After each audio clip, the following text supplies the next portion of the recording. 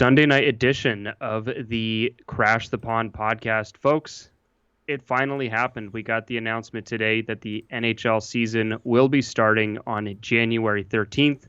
And for the Anaheim Ducks, their training camp will be beginning on December 30th. So the NHL and the NHLPA, they've agreed. Return to play format is in the books. And we're getting ready to roll here, Jake. You must be a little excited. I'm very excited. It's been 9 months, 10 months almost since we've had Ducks hockey.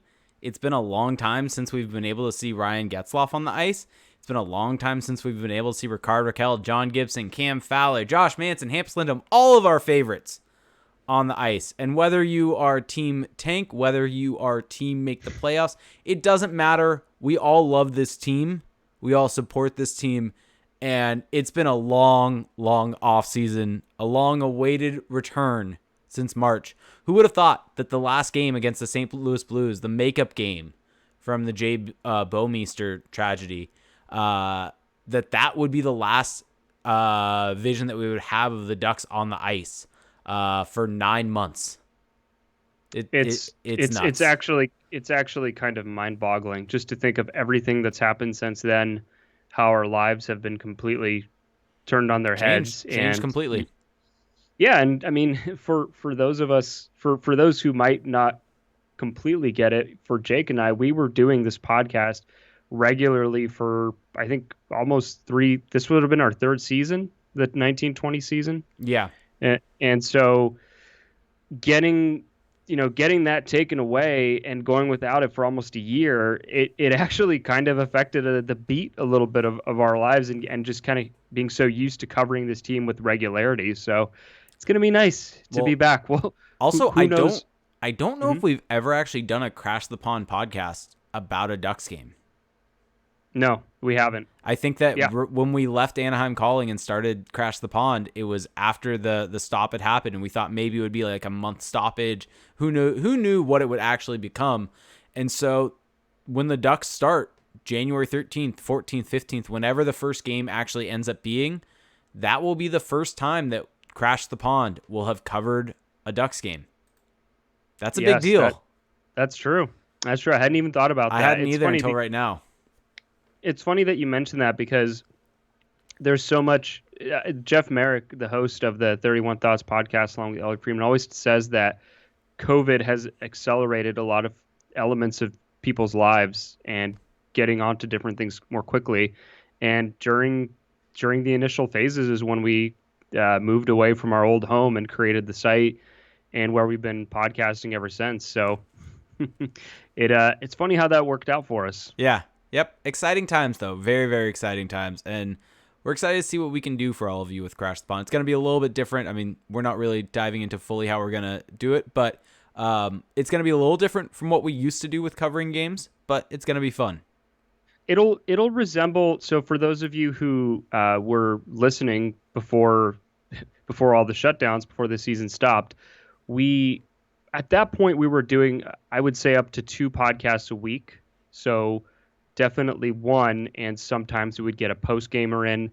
Years ago, we would do post games for every game, and as time has gone on, we've kind of settled in on a couple a week. I would say right now we are most likely to just keep our current beat Sunday nights, and if maybe there's a big game with some big storylines coming out of it, maybe we'll do an instant reaction if possible. But I would say for right now, if you're a listener of the show, just expect us to keep the regular beat. I think it works well for both of us, and it allows news to trickle in. Because let's be honest, Jake, looking at these divisional alignments, there might be some rough ones to talk about this season.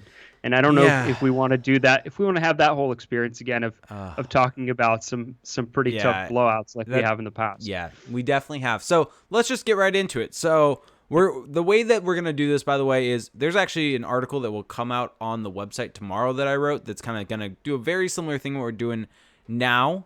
So keep an eye out for that if you want to see the written form of kind of what we're going to be doing on this podcast. But we're going to break down a bunch of different pieces from the return to play and how it's going to impact the Ducks. So the first big piece, this is one that we've talked about, but now we have it in official writing. And actually, it's a little different. I'm kind of excited that it's a little different than what we had been seeing because it allows us to talk about it again in the updated schedule and realignment. So we're going to have a 56-game season starting on January 13th. The realignment is going to happen. I believe the only potential hitch in that plan is whether the Canadian government allows for inter-province or cross-province travel, and that may be a hang-up for the All-Canadian division. If the All-Canadian division does not happen, there may be the realignment may not happen. There's a lot up in the air. But I think for now, we're going to work under the assumption that the realignment's going to happen. The All-Canadian division's going to happen. Canada... Yeah, and I don't think the NHL would be publicizing it to this degree with the divisions if they were so uncertain. Agreed. I 100% agree with that. And so basically, the realignment is going to put the Ducks in a division with the Sharks, Kings, Coyotes, Golden Knights, Avalanche. And the big mix-up is, for a long time, we thought it was going to be the Wild and Stars. Then we heard Stars and Blues. And now it's flipped, and it's the Wild and the Blues. So it's the Ducks, Sharks, Kings, Coyotes, Golden Knights, Avalanche, Wild, and Blues, all in the West Division. So, and let me just run through the other divisions. Obviously, the North, the All-Canadian division is going to be Calgary, Edmonton, Montreal, Ottawa, Toronto, Vancouver, Winnipeg. The Central is going to be Carolina, Chicago, Columbus, Dallas, Detroit, Florida, Nashville, Tampa Bay. And the East is going to be Boston, Buffalo, New Jersey, New York Islanders, New York Rangers, Philadelphia, Pittsburgh, and Washington. So, first off, or let me just add this in there. With the 56-game schedule and this schedule being purely divisional, the Ducks will be playing all the teams in their division. I believe it's 8 times is what the amount would come out to. Let me just redo that math really quickly, but 56 over 7 is 8. So yes, the Ducks will be playing the Wild, the Blues, the Golden Knights, the Avalanche, all these teams 8 times throughout the season. So first off, what are your thoughts on the format, the divisions, and impact on the Ducks? I kind of love it just from a pure entertainment perspective, because playing teams 8 times a year, there's going to be some bad blood. There's going to be some teams that grow a very strong distaste for each other, and I'm excited for that. I think within the Ducks division, the West, there's definitely some potential rivalries that are going to, or existing rivalries that are going to blossom. I think the Kings Ducks could be a fun one. 2 teams that are kind of in transition. And as for the other divisions, I think the Canadian division is going to be a blast. I think it's going to be a fun one, just getting to see those teams go at it. So, I mean, think about Edmonton and Calgary, for example, playing each other 8 times a year. So it's all well and good. And weirdly, I'm excited for the Central, because it's kind of this mashup of teams that we haven't really seen in a division before, in the same division before. So I'm a huge fan of it. The entire thing is going to be fun. And of course, it's functional for the current ecosystem that we're in with travel and restrictions. As far as how it affects the Ducks, I can't really sit here and tell our listeners that this is a great thing for the Ducks. The Ducks' previous divisional alignment with the Canadian teams in, as opposed to some of these central teams like the Avalanche, the Wild, the Blues coming in, was a lot better for them, because let's face it, some of those Canadian teams have been pretty mediocre in years past, and that's kind of softened the blow of the Ducks rebuild. Now they don't have that at all. They're going to be facing, I mean, on most nights, they're going to be facing either a team that's trying to make the playoffs, that has young talent that's trying to come back up, or just legit potential Stanley Cup contenders. So there's really not going to be any nights off, unless maybe you want to say the Coyotes or the Sharks. But this is a cutthroat division, and the way that the Ducks roster is currently built, I can't really see them faring too well against the Golden Knights, the Blues, the Avalanche on a regular basis. So this is going to be tough. But not to give away your article, but this is something that we've discussed in the past. This is going to be a really good litmus test for where the Ducks are in their progression, because right now we've only seen them really struggle. We've only seen them kind of try to transition out of this rebuild, and now they're just going to get fed to the Wolves, and we're going to find out how that's going to go, sink or swim. And just for that alone, I think it's good, because it's going to accelerate the timeline. If the Ducks are able to hack it in this division, and they're able to sneak into the playoffs, or at least put on a respectable showing, maybe finish just outside the playoffs, then I think I think everyone walks away feeling really good about the season, even though Bob Murray will publicly say that it's the veterans' fault or whatever the case may be. And then if they don't make it, if things go south, as kind of some of these analytical models are predicting with the Ducks finishing well out of the playoffs, then I think questions have to be answered. You have to have potential personnel changes. You have to have trades, firings. I mean, I'm not saying that heads have to roll all over the place, but you can't just ignore this team's weaknesses anymore. So You can't say it's a that good thing. you can't say they're going to make the playoffs next year if that happens. You need to start making actual changes. So In a well, just to kind of round things out, I just yeah, wanted to say that in a roundabout way, if you're a diehard fan of this team or a casual fan, whatever the case may be, I think you have to view this alignment as a positive for the yes, big picture of the hmm Ducks because hmm either way, this will get them to their ultimate destination. yes, 100%. So I want to throw this out there because I actually, in the article, I mentioned this, but the three teams that are leaving the division in the Flames, the Oilers, and the Canucks, they were all 15th or lower in expected goals for percentage last season, with the Flames being the best of that group at 15th.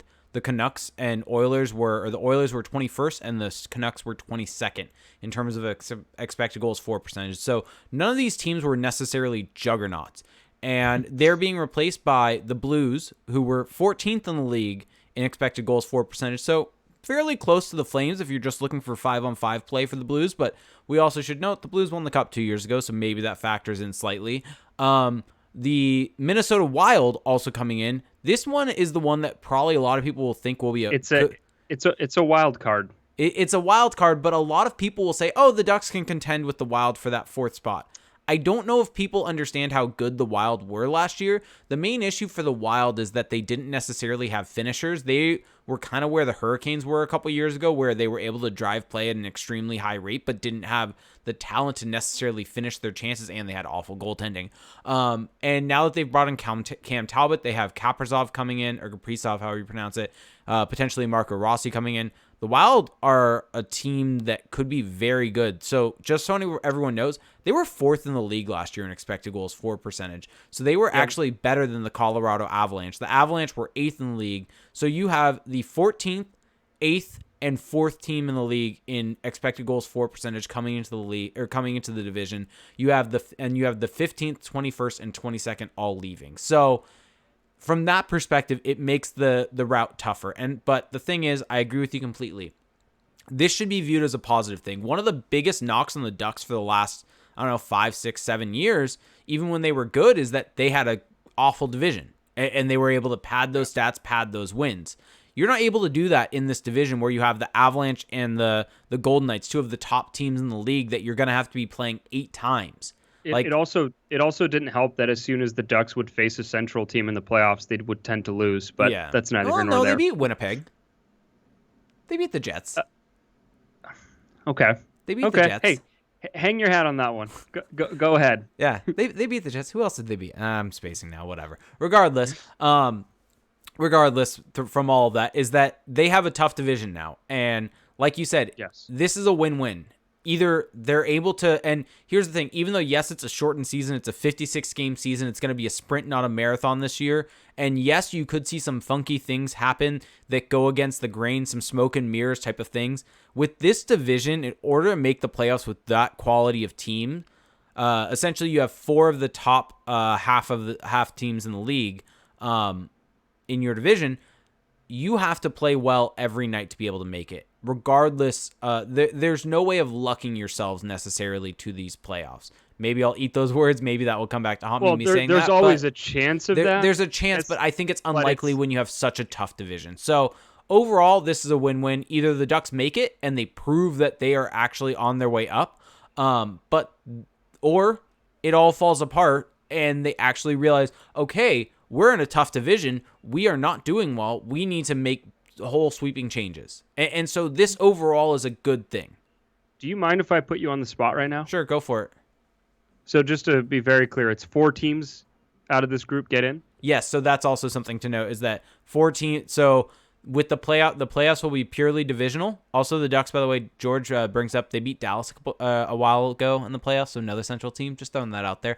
But yes, the playoffs will be purely divisional. So the way the playoffs will work is the top 4 from each division make the playoffs, and then 1v1 or first seed of that division will play the 4th seed. Second seed plays the 3rd seed, and so it will be purely divisional. There will only be crossover once you hit the Cup semifinal. So Congratulations, Canada. You now have a Cup semifinalist guaranteed. Don't know what to say. Okay, but back to you being on the spot. Will the Ducks be one of these four teams to come out of the West? Gun to my head, no. Wow.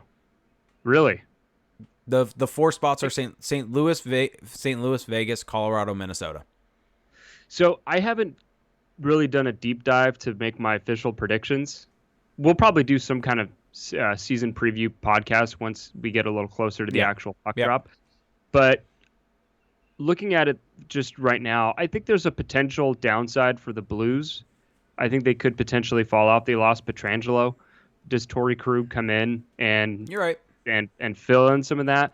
But then you have the Wild, who have upward mobility, and you still have the Golden Knights and Avalanche, who are known commodities, I would say.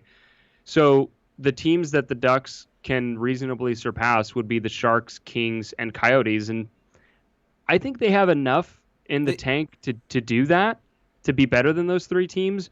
The problem is they still need to beat out one of the four teams that we just talked about: Knights, Avalanche, Wild, Blues. And that's where this all comes down to. So they have to win the games that they quote unquote should and scratch out enough wins against really tough opponents. So gun to my head, I would say no as well, because if we just look at this purely objectively, the Ducks have been really bad the last 2 years. And we can talk about progression from the youngsters all we want, Gibson finding his form all we want, but I would say no. I'm, of course, leaving the door open to them making it because I think there's a case to be made there. But I would agree with you, no. And this isn't us saying trying to doom the season from the start. This isn't us saying anything to that effect. We're just giving you our opinion on where this team stands. And I think that, again, once the season starts and they make it, or if they make it, then they'll have really earned it because this is a cutthroat division. Yep. And so that's my biggest thing here is that they'll have to earn it, so we're really going to know what they have. And the thing is, everyone keeps saying, well, they can make it if the kids develop. They can make it if the kids develop. So now it's put up or shut up. As much of a put up or shut up time it is for Rickard Rakell, for Cam Fowler, for the core, it's also time for the Troy Terrys, for the Sam Steeles, for all of that type of stuff to happen. And we'll have to see what happens there, though. Hopefully for Ducks fans, they end up putting it together and they prove that they're actually good enough to do it. But who knows? Can I just throw in one thing about the Wild before we move on? Go for it. I think this might be added to the drinking game of things that I say. So, according to Byron Bader's hockey prospecting model, the last time a team added as much star probability talent in two players, so would have, comparing it to Rousey and Kaprizov right now for the Wild, the last time that happened of players of that high of caliber coming as prospects was Taves and Kane for the Blackhawks. So they could be really good. Yeah. There's your obligatory Marco Rossi reference. Yep. So, that's definitely going to be something we're going to have to add to the drinking game, no doubt. So, I think moving on. So the next thing of note is training camp. So training camp is going to be starting for the Ducks and all of the other teams that did not make the playoffs on December 30th. And the big thing is that training camp roster size will be reduced down to, let me find the number really quickly. I believe it's down to 36 skaters and a limited number of goalies. So typically training camp is in the 40s or 50s in terms of camp size. So reducing it down to 36 skaters will basically make it so you're only going to have NHLers and AHLers there. Typically, you'll have guys from junior show up to camp at the beginning, maybe get one preseason game in there, and then get sent back to junior. But that's probably not going to be the case, especially with the fact that training camp starts December 30th. The season starts January 13th. It's going to be guys, majority of guys that have a chance to make the roster are locked into the roster. So, we kind of expected this. When you have a shortened training camp anyways, you're expecting it to be smaller, but you're not going to be seeing the guys of the Jacob Perreaults, the Braden Tracys of the world at this camp. No, and I think that's probably a good thing all around, because what is the likelihood that those guys make it anyway? Let them get their footing in their respective leagues. Okay, so I mean, I guess you want to move on to the Yep. contract structure for the ELC slide. Yep. So the ELC slide. So there are a couple things in this new season that will be prorated, that will be taken down a certain amount because of the fact you aren't playing an 82 game season. You're playing a 56 game season. So one of those will be the entry level slide. For a normal season, this probably wouldn't affect the Ducks. Obviously, it's kind of a case by case basis depending on where your roster's at, who's coming in. But for this season, it will actually affect the Ducks, and it's something to keep note of. And typically, for those of you that don't know, if a guy who is underneath 20 years old plays in 10 games or more at the NHL level, his entry level contract is counted for that season. If he plays in less than that at the NHL level, then that season does not count as a year towards his entry level deal. So let's say we had a full season this year. Trevor Zegras played 9 NHL games. This would not count as a year of his entry level deal, even if he played the entire year in the AHL. So essentially that 10 game number has now been changed to 7 because of the reduction in the season. So keep an eye on if Trevor Zegras does play in the NHL, if he plays in 7 games. Okay. Because if he plays in 7 games, I expect him to mainly be on the NHL roster for most of the year then. Okay. Prediction time again. Okay. I'm just going to put you on the spot over and over. That's fine. I'm good with it.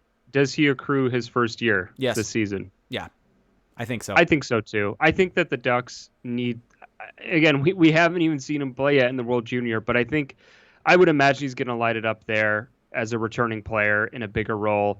I think the Ducks are going to be motivated to get him a spot because that roster is going to need a spark. They need energy to come in offensively and give them something else that they haven't had. Because right now, again, as we've talked about, the Ducks are counting entirely on internal improvement. Sure, they brought in Kevin Shattenkirk, and that's going to help. But outside of that, there weren't any other additions to the forward core. And so I think it makes sense to bring in Trevor Zegras. And yeah, if it burns a year sooner, so be it. I mean, you want this guy to play in games that matter. And this season, they're going to be chasing a playoff spot. Yeah, and I don't know necessarily if Zegras would have come out of college if he didn't have some assurances that he was going to get 7 games in the NHL. You don't really want to screw over one of your top prospects that was a really highly touted pick that's a lot of people are considering the best prospect outside of the NHL. That's not exactly someone you want to screw around with and mess with in terms of this. So to me, I think he gets at least 7 games. I think he burns a year off the deal. Does he play in 40 games? Does he play in 20? That I don't know of. I think probably the likeliest scenario is that he gets to 7, maybe plays 20, 25, and if the season starts heading south, then maybe he goes down to San Diego. Which, by the way, I think there will be an AHL season in San Diego because we got confirmation out of San Jose that the Barracuda will be playing. Yeah, I think the Ducks will want the Gulls to play. I think it makes a lot of sense. So I would expect the Gulls. If the Barracuda are playing, then who are they going to play? It makes sense that the Gulls would have to be playing too. Yeah, it makes sense. And I think every team is given the opportunity to opt out. They have a date, I think, at which they have to opt out by or something along those lines. So keep an eye out on that. But the AHL is coming back. Just how many teams are actually going to be there is the question. So let's get into actually, you know what? I think it's time for a word from our sponsors before we get into the next topic. So the next one's going to be a big one. Yes. So let's talk about our friends over at Mack Weldon. So the new normal uniform has a lot of us searching our closets and drawers for men's essentials that aren't there. Instead of the usual business casual button-ups and jeans, it's soft knit polos, tees, joggers, active shorts.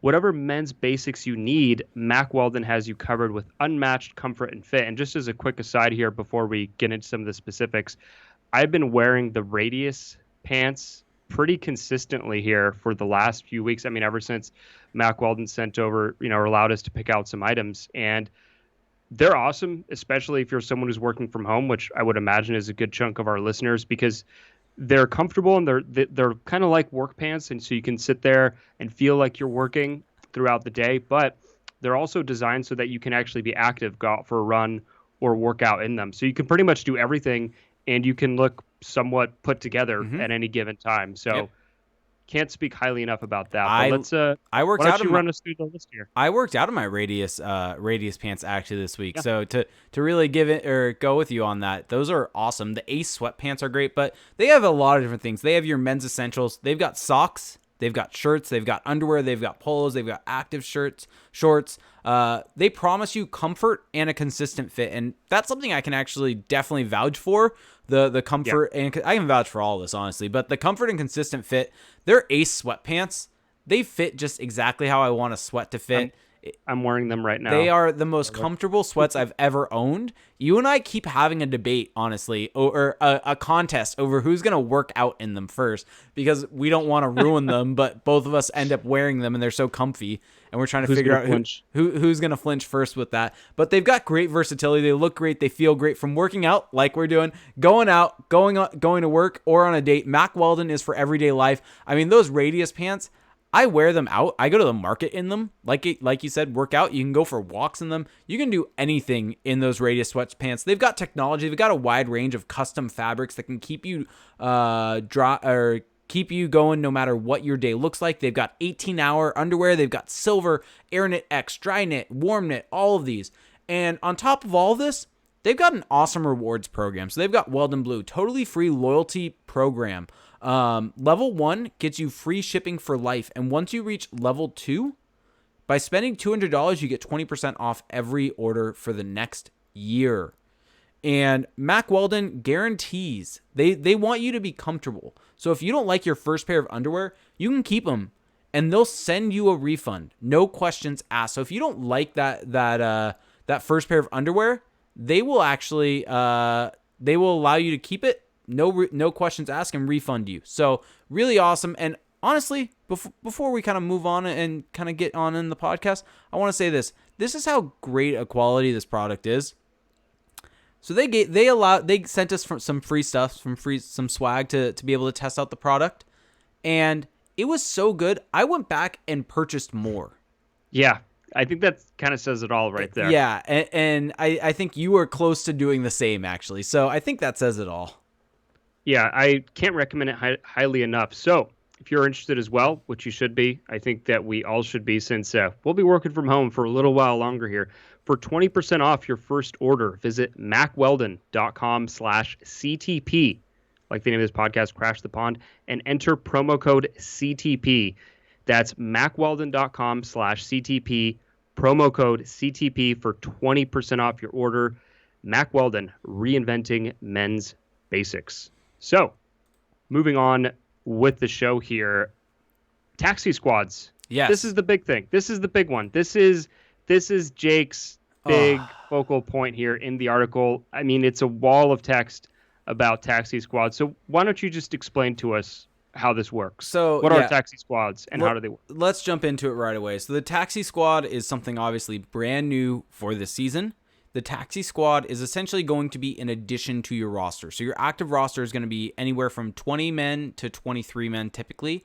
Your taxi squad will typically be 4 to 6 men. So basically the people in your taxi squad will not count towards your active roster. So if you have a 23-man roster, every single spot filled out, and you have a 6-man taxi squad, you're up to the maximum. So you're allowed to carry, what would that be, 29 guys with you on any road trip, anything like that. And it allows you to basically, the purpose of the taxi squad, before we get into the nitty gritty of it, is that you have guys in reserve close by in case someone gets sick, someone gets COVID and isn't able to play, and you're able to bring them onto the roster. And it's basically something that they're doing to protect you from those situations, especially the Canadian teams where you have a border issue on top of everything, where if they do end up having an AHL season, their AHL team may be in the US. In order to call a guy up, it may take a while for them to get there. It's not something you can do instantly. Some guy gets COVID, some guy gets injured, some guy gets sick. You need to call someone up to take his spot. It could take 14 days for that guy to get there, depending on how the quarantine goes. So that's the purpose of the taxi squad. So getting into the nitty gritty of it, the taxi squad, every team will be required to have a minimum of 4 players on that taxi squad and a maximum of 6. The player will be required, and this is the big thing here, they will be required to go through waivers if they are not waiver exempt in order to go to the taxi squad. So for instance, during the season, if a guy goes on, in order to go to the AHL, they have to be put on waivers, and every team has a chance to claim them. And if they pass, then they can go to the AHL. Same type of thing here. If a player is to be put on the taxi squad and they're not exempt from waivers, they have to clear waivers before they can go to it. The players on the taxi squad will be able to practice with the NHL team join in on team activities, and travel with the team, although traveling with the team is not a requirement of the team. So if a team decides cost-wise, different things like that, they don't want the taxi squad to travel, they don't have to have them, and they can fly them out if someone gets hurt, different things like that. And so the taxi squad players will not be able to practice or play in AHL games, though, while on the taxi squad. If you're on that squad, you are an NHL player at that point. You just aren't on the roster, basically. You're not allowed to play in AHL games. You can just you're there to be able to jump into the NHL when you're needed. And the other important pieces of information is that the cap hit for any player on the taxi squad is similar to a player in the AHL, which is basically if a player is making under 1.075 mil, they don't have a residual cap hit at all at the NHL level. That's similar to when a guy is sent down to the AHL. So, for instance, when Max Comtois is in the AHL, his cap hit is not above $1 million, so that's why there's no residual cap hit on the Ducks cap sheet. Whereas, for instance, let's say the Ducks were to waive David Backes and he were to get sent down. He has a $4 million cap hit. That's above 1.075. So there would be a residual cap hit, but it's around $3 million or so. It's basically $4 million minus the 1.075, and you basically have you're saving $1 million off the cap. So, and then the other thing is that any player on the taxi squad will be making their AHL salary if they are on a two-way deal. So with all of that kind of being said, there's a whole lot of creativity, shadiness, however you want to put it, that NHL GMs can get away with this season to be able to make themselves cap compliant with the taxi squad. And this is one thing that I'm actually really excited to pay attention to because it's one of those little nuts and bolts things that gets my brain going. It's a little bit of a puzzle piece, a little puzzle that you're trying to put together.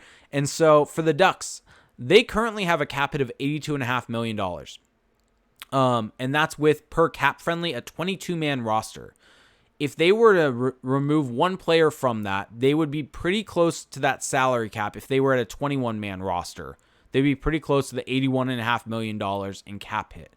So, or if they were to go down to a 20-man roster, they could even get tighter by dropping even more players.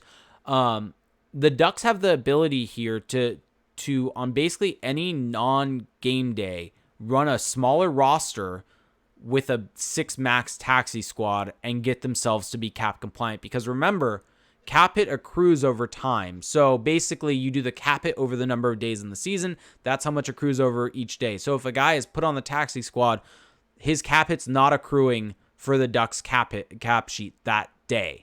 And so there's a whole lot of savings that can be had this year, especially when you add in the fact the number of days in the season is less. So you essentially, it's about 40% increase in everyone's daily cap hit. So any day that they're not on that cap, on your cap sheet, it helps out significantly. So you're going to be seeing the likes of Max Comtois, the likes of Max Jones, the likes of Sam Steele, the likes of Trevor Zegras, these guys going back and forth from the taxi squad a significant amount and they'll still be able to practice with the NHL team. It's simply being done because of cap savings. And you're going to see this with a lot of teams. Who else could be in there? Who? Maybe I'm getting this wrong, but Cody Curran. Cody Curran, yep, he's on my list. He is technically waiver exempt because he has never played enough games. No residual cap hit, and at $1 million cap hit. Yeah, you can. I mean, this isn't completely a get out of jail free card for teams, but it helps. You have to work for it. Yeah, exactly. I think that this is kind of like a soft get out of jail free card because there's a lot that goes into it. Not a lot that goes into it, but it's not purely, okay, we're sending you down and we're just not going to have to worry about this. And so I think for the Ducks, it's just enough relief to where they can make this work. Yeah, and they're able to not have to dip into LTIR as a result. So my bet on this is that the Ducks probably will have a 20-man roster with a 20-man roster, 6-man taxi squad on off days, 22-man roster, 4-man taxi squad on game days in order to make things work. Or maybe just keep it 6-man and only have the guys on your roster that are going to be playing in that night's game. The only issue that could arise if you do that is you have to move. You have until I believe it's like 5 p.m.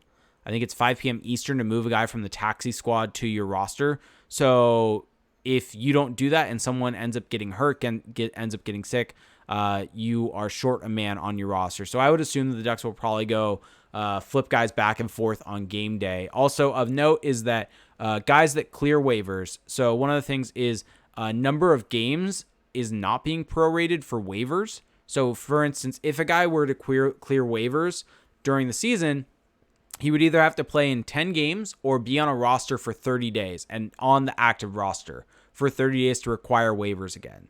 So, for instance, let's say Yanni Hakanpää.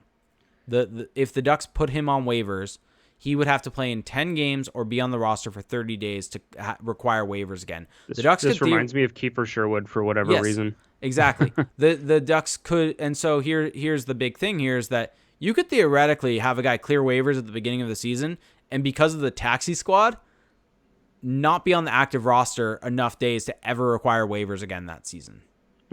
Like that is a realistic possibility, and I'm curious to see who they end up doing with. And what I'm really curious to see here is how do teams utilize this? How do the Ducks utilize this? Because I think the easy answer is to say waiver exempt guys. They go there, that's easy. But the downside to that is you want those waiver exempt guys playing. You don't necessarily want those guys sitting in the press box necessarily. So you want some veteran guys in that press box on that taxi squad because they're not guys that you are investing that much development into. So they're not guys that you want in the AHL. So how do you go about this? How much do you weigh practicing in the NHL, being with the NHL team? How much do you weigh that versus playing in the AHL for experience for these younger guys, for the Max Comtois of the world, for the Max Jones, for the Sam Steele's pretty much a lock to be on the NHL roster, but still, for those guys that we could see going up and down from the AHL to NHL, how do they utilize this in comparison to that? Will they simply use the taxi squad for older guys that are either waiver exempt like a Cody Curran, and simply have it filled with guys that cleared waivers because they're NHL, they're older type of guys? Or do you have it be all waiver exempt guys, or the waiver exempt guys you keep sending up and down from the AHL to NHL as it is, and do it the same way that you were doing in the past?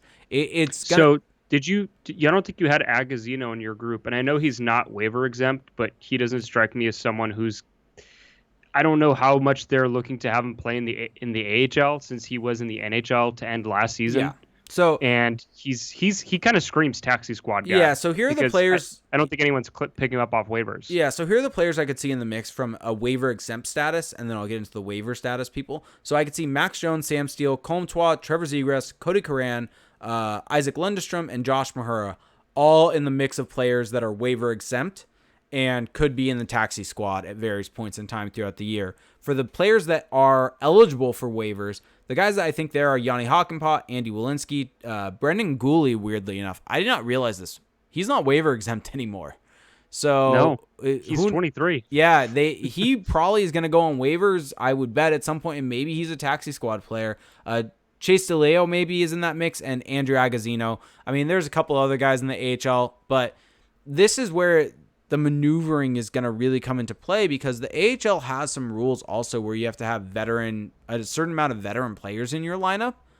So if all of those veterans are on the taxi squad, what does the AHL team do? And so there's some of those things that are going to have to be worked out and see where they end up going.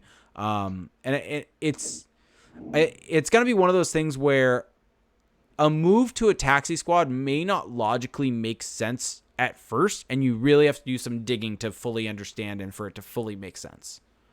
Right. Well, I think it is interesting because it kind of conveys its own status of being a taxi squad player. And I think that for the Ducks, a guy like Comtois, he kind of, to me, if I'm looking at it on the scale of what benefits him the most, I think he's probably a guy who maybe needs a little more AHL grooming. But then a guy like Sam Steele, clearly he's not going. I mean, they didn't send him down once last season, so I don't really see him being in that mix. But then a Brendan Gooley, right now, he's kind of not too old for the AHL because there's not like an age limit, but in his development, you probably want to see more what he can do at the NHL level. So it is going to be an interesting middle ground between just simply sending a guy down and keeping him on the roster, which I kind of like in a way. It's chess. Do you think this is something that should stick around post-COVID? No, I don't think so. Well, I kind of like it because it makes it less dramatic. Oh, he's either got to be on the roster or he's got to go down the AHL. No, Like there's a little more of a middle ground there. it's expanded roster. I mean, you don't need expanded rosters in a normal season. I think that it's Right. fine as is. I think no, I personally don't, because I also think that Hmm. you can send him down, and Yeah. and the AHL, it's not that much different. This is the only reason why this is here is mainly the biggest reason is Canadian teams. That is by far the biggest reason for the taxi squads to be there, is to make it so no one has to cross the border in order if a guy gets hurt and they need to call someone up. That they have a squad of guys Well, waiting. yeah, but this rule would still be there even if Canadian teams can't play in Canada. I don't know. So, True. At this point, yes, you're right there. But I think this rule was intended because of, or put into play because of Canadian teams. I think awesome. that was why this was developed. Mhm. I think you're going to see Sam Steele. I think guys that are locked onto roster spots that are waiver exempt are going to be the guys that will go back and Well, forth. yeah, it just why wouldn't you do it if you're the Yeah, Ducks? so I could see Cody Curran and I could see Sam Steele being two of the guys that would go back and Max forth. Jones. Max Jones. Well, Max Jones just they're gonna do that with Max Jones. well, either that or 100%. they send him down. It's going to be something to Yeah. watch. And one thing I'm curious about is if a guy ends up in the group of 4 that is in the taxi squad on game day, Hmm. how many of them get stuck there for most of the year? You get what I'm Yeah. saying? Because Yeah. does that become the doghouse of the coach?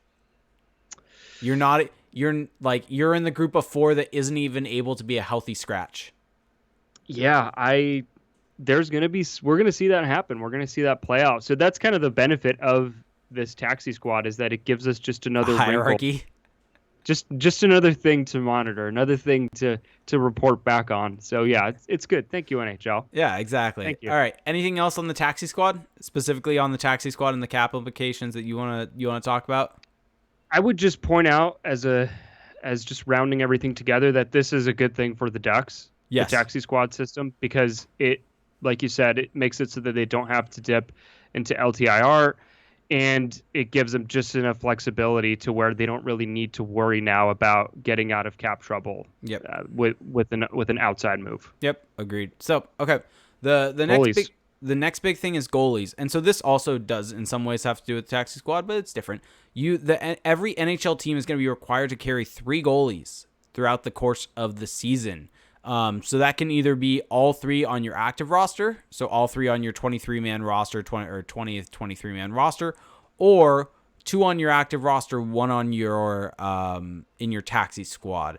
And the reason for this, and it's funny, Ginger Wolf just pointed out that kind of the taxi squad being a thing from now on would alleviate the David Ayres situation.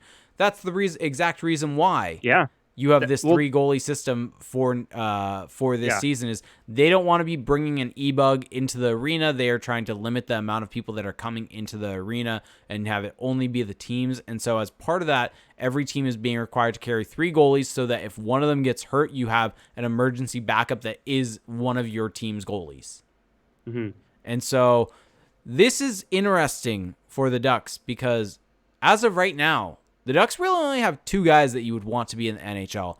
You don't want Lucas Dahlstol or 2? Ole. As of right now, you don't. 2? Where are you going with this? Oh, you think just 1? You think Stolars is NHL? No. Well, capable? Stolarz is taxi squad. Stolarz is taxi squad level.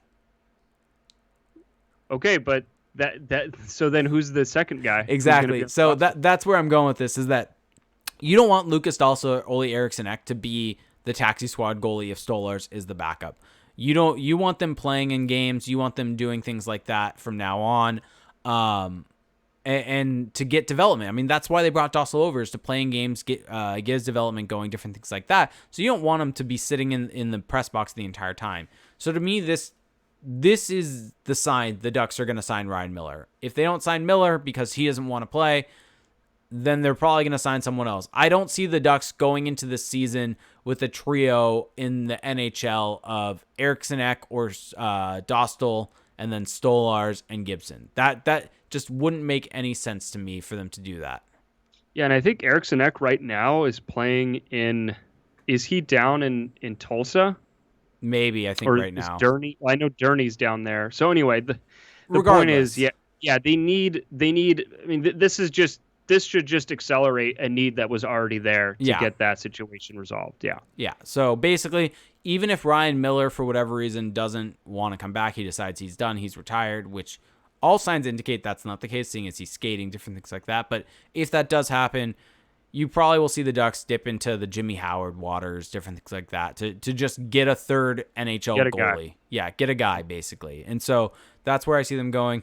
Other things of note from this, mainly a lot of this info is coming from Cap Friendly, but we've mentioned this a lot. There's the 40-70 rule for the expansion draft. And so because the last two seasons were not full seasons, you could imagine that 40-70 was not actually going to be the number of games. So it will actually be 27 and 54 instead of 40-70. So instead of 40 games, this is a expansion draft exposure requirement. So you have to expose one forward that has played in, or two forwards that have played in 40 games in the prior season or 70 games in the prior two, and one defenseman who's played in 40 games in the prior season or 70 games in the prior two. Now, instead of that, it will be 27 games in the prior season or 54 games in the prior two seasons. So the Ducks actually already have their guys now. They already have Jacob Larson, has played in over 54 games last season. And then they have Derek Grant and I mean, Nicolas Deslauriers. it's still the same exact percentage, by the way. Yeah, exactly. No, it's the same percentage, So, it's just prorated for the number of games that were played. Yeah. Well, the thing is, it's not a cumulative thing. So as long as the percentages line up, that's all that really matters. But yeah, so I mean, how much does that impact? Because you're the expansion draft guy. So, I mean, it doesn't really affect the expansion draft that much for the Ducks. They pretty much had it laid out that it was going to be Deslauriers, Grant, and Larson for them as exposure requirements. Larson was, I think, 10 games away from hitting the mark. Deslauriers and Grant were pretty close also. So it makes sense, but this just makes it even clearer where the Ducks don't need to even play Jacob Larson in order for him to hit that. They could have him play in Europe, and it would still be the case. So that's one thing. Oh, sorry, there's one more thing. It had to do with the first and second year pros. This wasn't something in my article, but it's something I should bring up here. What was it? I believe if a player plays in one game, a player under 20 plays in one game in the NHL, it counts as a year of professional experience, I believe is what it is. Let me find that real quick for us. But I'm wondering what that means with that being the case for Isaac Lundestrom. If Lundestrom doesn't play in the NHL this year, if he only plays in the AHL, I believe, or over in Europe, I'm trying to find this actual. He's already back from Europe. So, he is. So never mind. Yeah, Scratching this his loan is over. Scratching this conversation all off the list completely. So there you go. But regardless, so this doesn't affect the Ducks that much from an expansion draft perspective. They're in a similar condition. It's now just makes it even clearer what they're going to pick because they don't even need to play guys. But what's the guys interesting is that Cap Friendly still has Lundestrom as on loan, but we've gotten news out of Sweden that he left the team. So interesting there. Yeah. And then I believe the only other important pieces of information is I think Pierre LeBrun had a list of important dates. So here we go. Puck drop January 13th. Trade deadline April 12th. End of the regular season May 8th. Expansion draft July 21st. NHL draft July 23rd to 24th. Free agent frenzy on July 28th. And then LeBrun's going to a cottage on July 29th. Hook it to my veins, yes. Is all I'll say. It's going to be a mad dash. It's going to be insane. But, oh boy, it's going to be a lot of fun. Yes. I think for all of the action that we've missed out on the last few months, we're just going to get it all back tenfold in the coming, 5 months, It's going to be fast. It's going to be furious. It's going to be 56 games. You're going to be seeing a lot of back-to-backs. You're going to see a lot of back-to-backs against the same team. I guarantee you the Ducks are going to just only have one trip to Minnesota. Like they're going to have one trip and play all 4 games in Minnesota in that week. It would not shock me if that happens. I know that everybody's thinking this, but I'm just going to say it because I'm feeling it deeply. I'm really hoping that we don't have huge COVID disasters. And I mean, because that's the thing that hangs over all of this, right? Is that we're assuming that everything goes according to plan. I mean, of course, there's uncertainty baked into all of this, as you can see with the taxi squads, but fingers really crossed that players adhere to the guidelines, that we don't have a situation where someone ruins it for everybody else, right? Let's get through this and let's have some fun. Yeah, definitely. So, want to get into some questions? Let's do it. So, for those of you watching the recorded version of this on YouTube, yes, we're on YouTube, youtube.com/crashthepond, or listen to the recorded version on your favorite podcast services. We do a live stream of the show each and every time at twitch.tv/crashthepond. We've been doing it every Sunday at 8 p.m. If you want to tune in, join in with the Twitch chat. If you have Amazon Prime, you get one free Twitch Prime subscription each and every month. You do have to hit that subscribe button after 30 days. It does help the show out significantly. If you don't have Amazon Prime or it's not the right time for you, that different type of thing, you can also follow the show, which is a way for you to just get notified anytime we go live. So if you just want to watch us live, tune in, join in on the fun, you can go follow us, hit that heart button, I believe is the follow button. So, by the way, Georgie Con, our good friend George, resubscribed for 21 months. So thank you so much, George, Thanks. for doing that. So let's jump into some questions here. So, Hey Yo D-Flow wants our West Division standings predictions. Give me your 1 through 8. 1 through 8. Wow, that is actually putting me on the spot. Minnesota Wild 1, of course. No, I'm just kidding. Let's see here. I'm going to go with the Colorado Avalanche at 1. I think that they got better this offseason. For those that forgot, getting Devon Taves is no small feat. So they're going to be better. I had them at 1. That happened. Yeah, and it's actually a pretty big addition. Okay, and then I'm going to go Vegas. They have Byram potentially coming in also. Yeah, I mean, even if Byron doesn't come up, they're already pretty stacked. No, but I'm going to go Avalanche 1. I'm going to go Wild 2. Vegas Golden Knights 3. Yeah, by the way, you heard that right. Just putting that out there. Wild 2. Golden Knights 3. And then Blues 4. And then after that, just to play to the home crowd here, I'll go Ducks 5. And then Kings 6, Coyotes 7, Sharks 8. So I'm going to go Colorado, Vegas, Minnesota, St. Louis, Anaheim, Arizona, LA, San Jose. You're always, until the end of time, going to be higher than me on Arizona. It's just never. Weren't we the same? Oh no, you had Arizona. You had Arizona 7. I had them 6. I had them 1 ahead of you. I think the Kings are going to be. They're not going to be good, but they're going to be at least a little more interesting than the Coyotes are. I think there's at least stuff there that's going on. They have some young guys coming in. Anyway. Yeah. All right. But yeah. But by the way, not a final prediction. You can't hold it against me. Just putting it out there. Hey Yo D-Flow brings up Jake is higher on the Arizona because of their jerseys. He's right. That's really it. Have you looked at do you even know who's on that team? Phil Kessel loves hot dogs. there we go. I rest my case. All right. Phil Kessel isn't good anymore? You know what? Okay, you know what? You know what? You can shut it. Ken Pathu says, why does Felix think the worst division is a fun division? I'm pretty sure what Tony is talking about here is that in our Discord chat for our patrons, you had mentioned that the Canadian division is fun. No, I think earlier in the show today, I said that the Central is fun. I think that's what he's referring to. Feel free to correct me on that. Tony, correct him. Oh yeah, he said he said no. He said the Central is the most fun. So why do you think that the worst division is the most fun? I don't think it's the most fun. I don't think I said that. Maybe I did. Shame on me if I can't remember things I actually said. But it happens. It happens.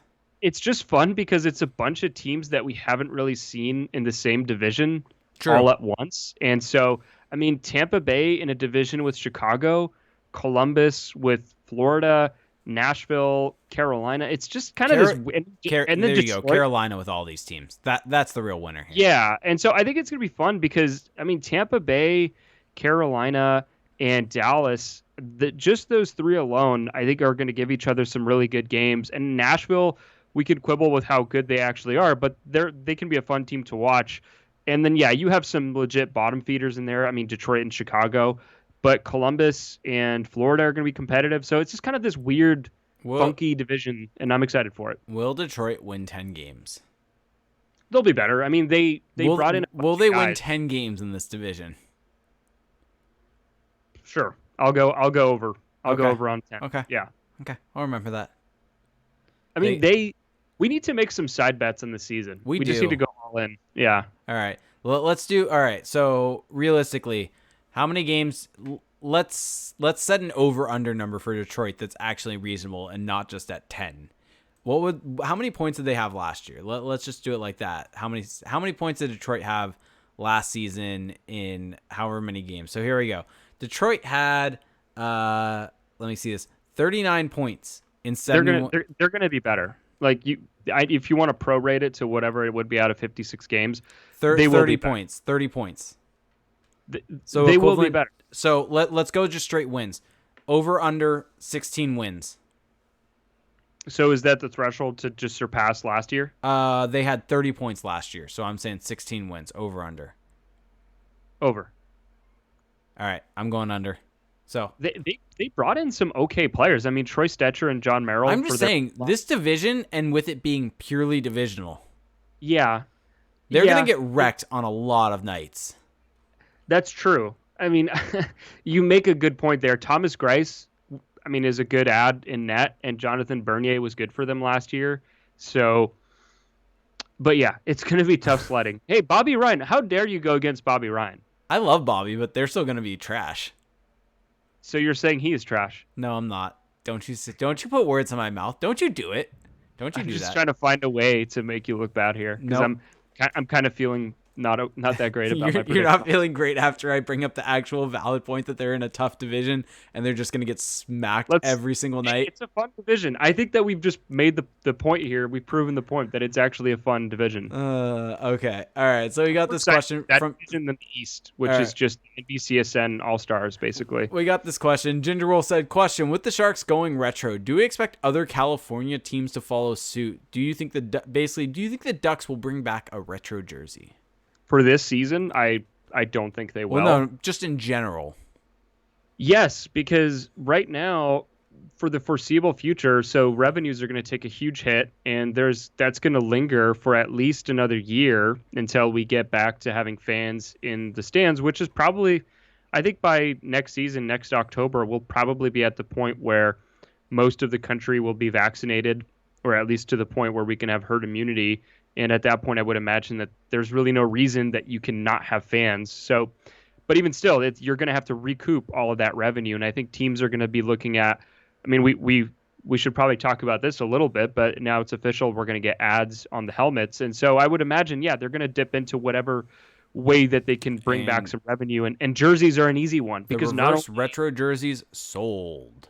yeah, exactly. Because not only do they sell, but it's just one of those things that makes fans happy. It engages the fan base, and it's a good thing. And especially for the Ducks, who have such a rich jersey history, from a retro perspective, it makes too much sense for them not to do it. Yep. And so Kempafu asks, how is it possible for the Ducks to tank when Arizona is in the same division? So, Tony, why you got to take shots at the Coyotes like that and their glorious jerseys? And honestly, the Coyotes aren't the team I'm worried about if I were Team Tank. I'd be more worried about the Sharks because they seem to go downhill real quick and their goaltending is still suspect. I'm just waiting now for Cap Friendly to update the divisions when you scroll down teams. But hey, the Sharks will be terrible this year. I'm pretty confident in that. They could potentially bounce back. I mean, the roster talent is going to be there, but they will look good doing whatever they do because let's face it, bringing back the original Sharks jersey, that's a win. Yeah. And I'm a fan of the roster. I did want to get your thoughts though on the helmet ads. Oh, I'm all for it. I could not care less. I've seen people on Twitter have opinions on this to the contrary, where they're saying Do blah blah. whatever. It's not a good Do thing. whatever to get revenue. Who cares? Yeah, put ads on the jerseys, on the The socks, on the goalie. players. So Go full Europe for all I the care. players are Really don't potentially going care. to have to owe, because essentially the way that it works is Okay, it's no, hockey. it's not even potential. Well, no, yeah, they're going to owe a lot of money, and so if this can help the players and make it so it's not a flat cap for 10 years, where we're not stuck, do whatever you can. Honestly, Sell every square inch of potential ad revenue on the ice as possible. I mean, go full on major juniors and yeah, get I ads on don't the care. goalposts. Put ads on put ads wherever you want on the jersey. I don't care. I'm not a purist about that. I mean, Which favor ads on the ice? yeah, I don't Like care. Europe? Do whatever. I don't care. Here's the biggest thing with all of this is, yes, I get it. People will say that the jerseys are sacred, different things like that. But at the end of the day, the players are the ones out there playing. They're going to owe the owners a bunch of money. And what's happening essentially right now in order to make this happen is the current players are essentially kicking the can down the line. So the Trevor Zegrasses, the Jack Hughes of the world, they're the ones that are gonna have to fit the bill down the line. So if that can at least help those players out who aren't even the ones making this decision right now, and if there can be something done so they don't have to owe as much money and they can maximize their potential earnings, because this is their only way to really do that and help them set themselves up for their life, then they should be doing it. That's the reality of the situation. Yes, And I get it. Sell the jerseys without ads. Yes, exactly. It's simple. Or, I mean, I buy my Tottenham kit and it has a big AIA insurance company logo on the front. I don't care. The crest is on the front. It's awesome. It doesn't matter that the ads there. It's part of the jersey. Who cares? That's my view of it. I mean, if people really care that much, what I've suggested doing is remove shoulder patches from jerseys. Remove those shoulder patches and put ads there. It's minor. It's not huge. It's a way to sell a bunch of money and really help with hockey-related revenue. So it is kind of funny just how this whole pandemic situation is going to make the NHL once again accelerate to obvious conclusions that have been sitting there for a long time for them. Yeah, I mean, think about it. How many sports leagues in the world don't have ads on jerseys? It's probably the minority. Baseball, right? football, and hockey. Yeah, and the NFL and Major League Baseball are such cash cows that for them, there's less of an impetus. The NBA did it. Every major soccer league in the world does it. The AHL does it. The AHL does it. Yeah, exactly. So it's kind of mind-boggling that they haven't done it yet, to be honest. And here's my thing on this. And for anyone who's a purist, I get it, and I get where you're coming from. But think about this. And I think this was on 31 Thoughts. Maybe this was on Hockey Central at noon. Jeff Merrick brought this up. But I listen to so many podcasts. So I do. It could be anything. It could be any of them. But essentially, he brought up the point that if you go back to an old, or maybe it was Puck Soup. I don't remember. I listen to so many hockey podcasts. There it is. But if you go way back in time, there were no ads on the boards. And, now if you go back and watch it with no ads on the boards, it looks weird. It does. And that's, and at a certain point in time, I guess there were people that were up in arms back in the day. How could you put ads on the board? That the ice, the rink is sacred. You can't put advertisements there.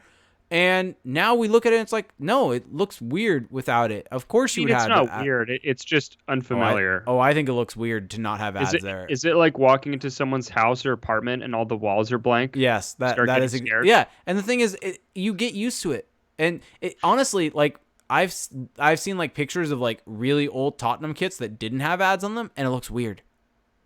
Okay. Well, we've gone far into these weeds. Do we have any other questions? I believe we do.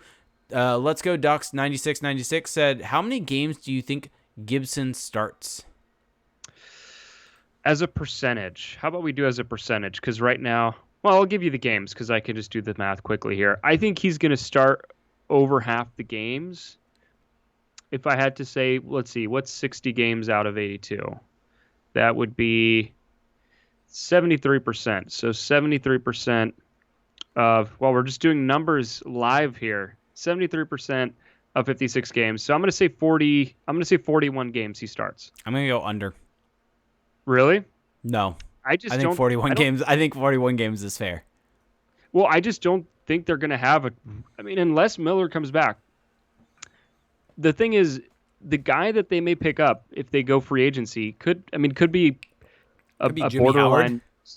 Well, it could be a borderline starter, a guy who can at least play those games. And I do think that, again, the Ducks should really be trying to spell John Gibson. This isn't me saying that he should be playing that many games, that he should be playing 73% of games. I just think that that's what they're going to do because they're not really going to have, I think, a backup that they can totally trust. Even if you have Ryan Miller there, they haven't used him a ton in the past. They've still really run John Gibson to the ground regardless. So Actually, I have a good reasoning here for the under. There's going to be a lot of back-to-backs. They have played him in back-to-backs. I think they are going to play with the condensed schedule, with back-to-backs, with it being the games coming fast and heavy. I think he's going to play less than you expect. That's fair. I mean, I could be totally wrong about that. That was just me doing kind of quick math. I could be way off there, but I think they're going to play him more than they should because that's the track record. Yeah, no, that's definitely fair. I think the biggest thing is just, and this is the next step. We now have this. The next step is to get the schedule, and it wouldn't shock me if the schedule is a very tentative thing where we don't see the entire thing played out. I believe that the NBA is similar, where they don't have the entire schedule released. They have it, the first part of it, and they do. They do. But okay, regardless, then I wouldn't be shocked if the NHL only does part of it released at a time. But you're probably gonna see, like I said, you may see the Ducks be in Minnesota for a week, play 4 games against the Wild, and that's their entire road trip to Minnesota. And so you could see that in back-to-backs. It's going to be fun if you play 4. It's essentially going to be mini playoff series in a way.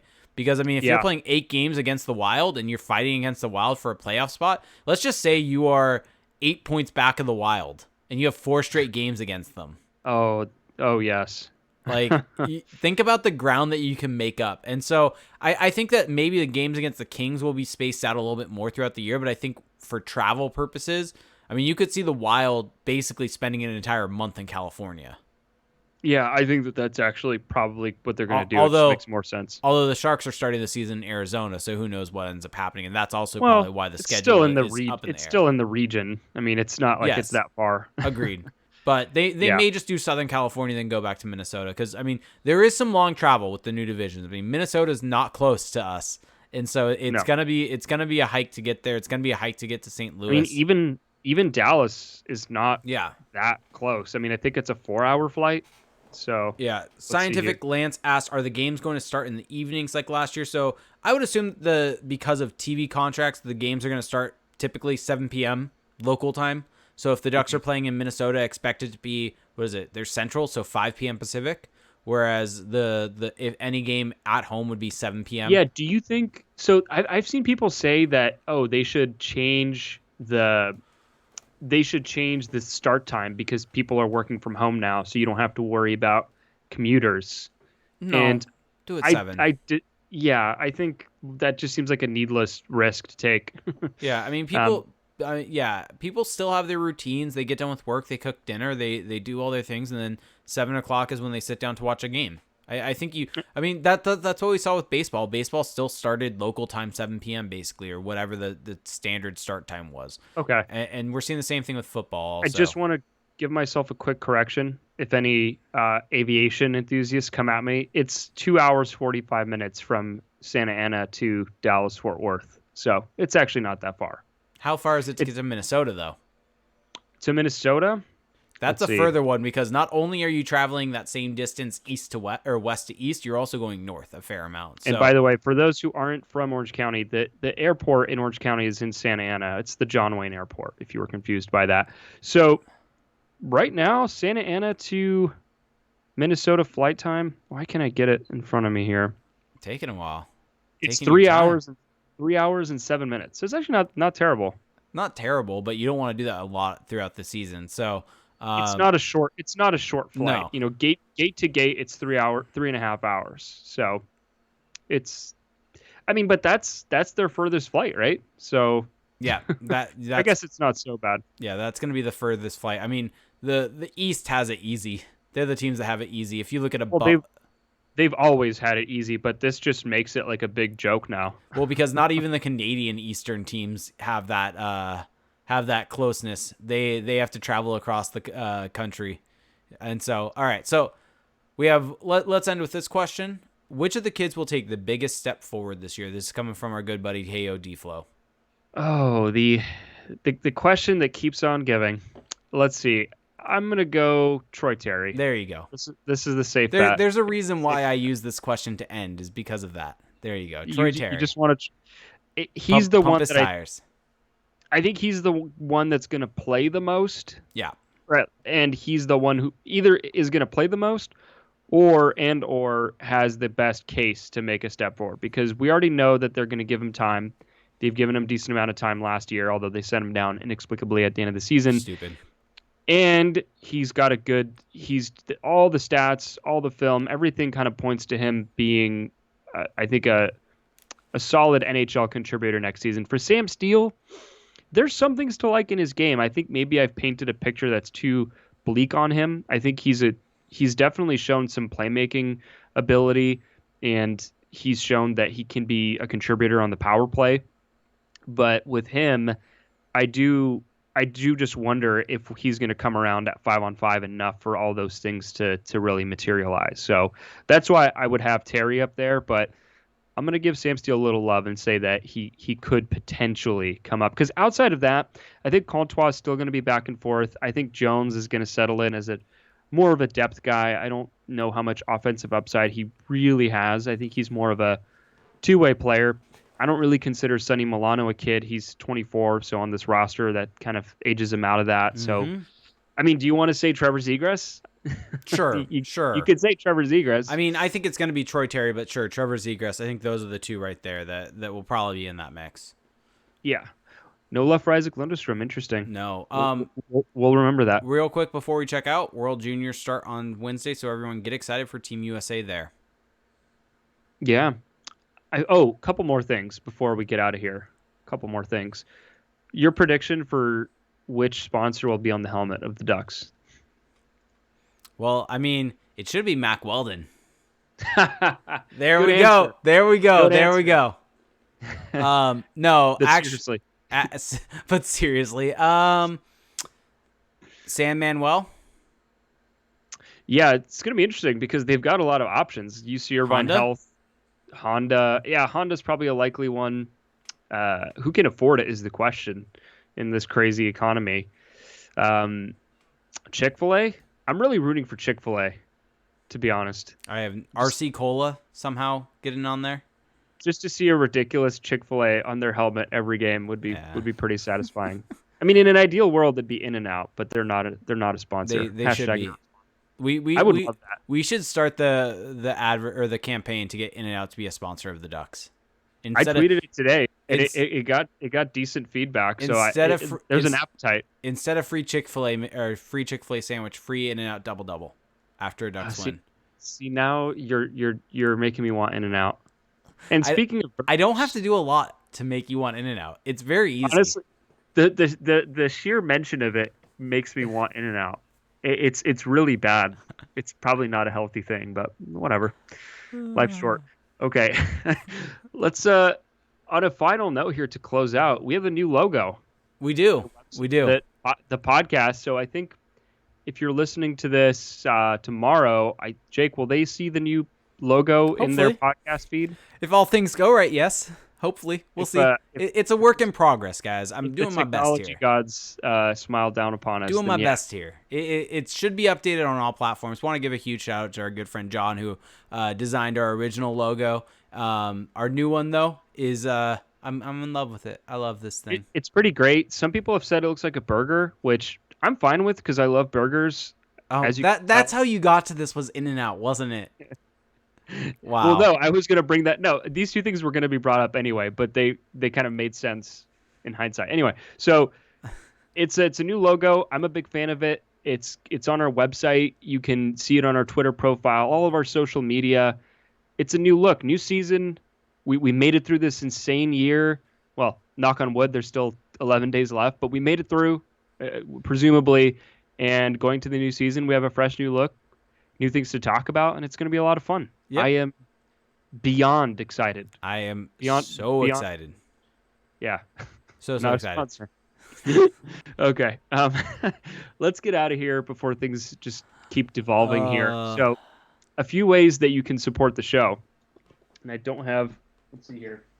A few ways that you can support the show. Jake, do you know if we have any new Apple Podcast no, reviews? I just took a look and no, we do not. But if you want to support the show in a way that's completely free to you, you can go to Apple Podcasts, leave us a 5-star review.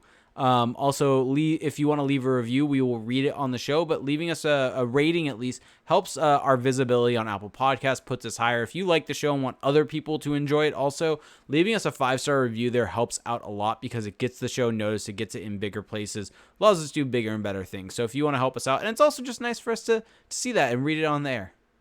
Yeah, and if you want to be shouted out, if you want that shout out, that there's a way to get it. Just leave us a review and we will check.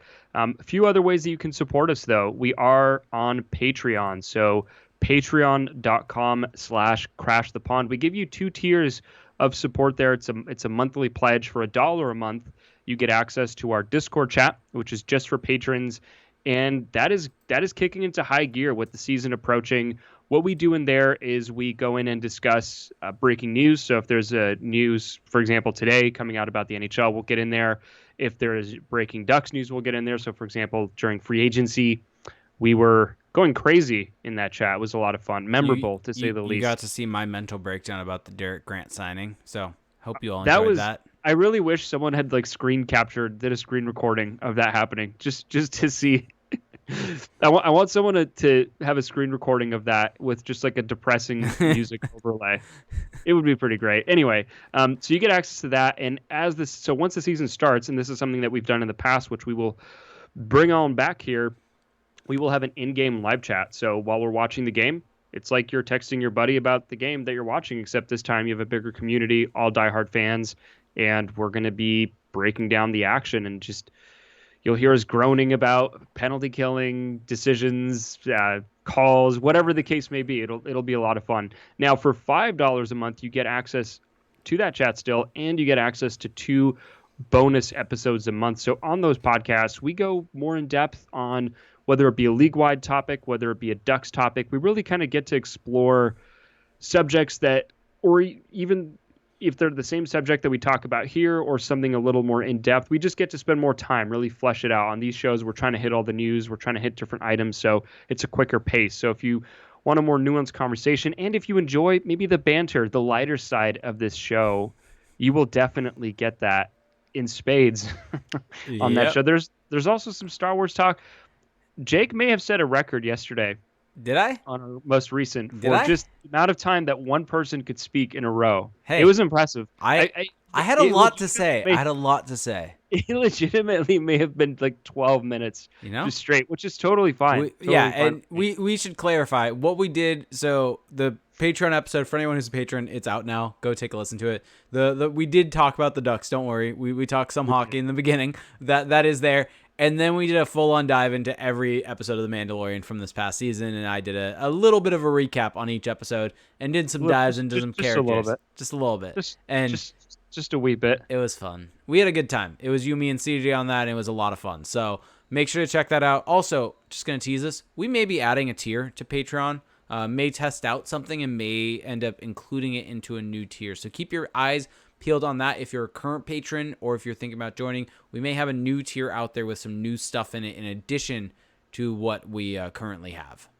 Yes, and Jake, do you want to let them know how they can save a little money if they want to be a longer term supporter? Yes. So if you are someone who is already a patron, or if you're looking to do it, there's actually a way you can do an annual subscription. So if you want to do the $5 tier, if you know you want that, you know, enjoy it, you can do it for a full year instead of paying on the monthly. You just do a full year subscription. You save 10% on your membership. So you, instead of being, it would come out to about $60 total for over the course of the year. It comes out to $54. Yep. So save a little money, support your favorite podcast. I see that as a complete win-win. Mm-hmm. Other ways that you can support the show, we already talked about Apple Podcasts. We are on YouTube, youtube.com/crash the pond.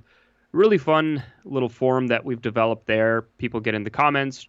We respond. Well, Jake responds. And so if you're on YouTube, make sure to subscribe to us and you can see our faces, pretty question mark faces, and you get more of a visual element there, especially in our Twitch chat when Jake is bringing up different charts and things of that nature. You can see that on YouTube afterwards. So make sure to subscribe and also turn on your notifications so that you know as soon as we're uploading there. Now, a couple different ways. We are also on Spotify, all of your podcast platforms we are present on.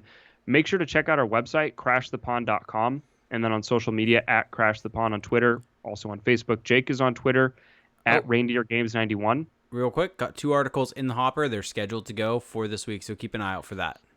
Yep. There you go. Good plug there. And I am on Twitter at Felix_Sicard. And that will do it for our show today, folks. Thank you so much for listening. And to everybody that has stuck around with us, we'll get maybe more sentimental in the next pod since it's almost going to be the end of the year. But thank you for sticking with us. Thank you for making it through this tough year with lack of news. We're going to give you all of that back once the season starts and more. So stick around and it's going to get even more fun. Talk to you soon. Merry Christmas and happy holidays to all. Bye.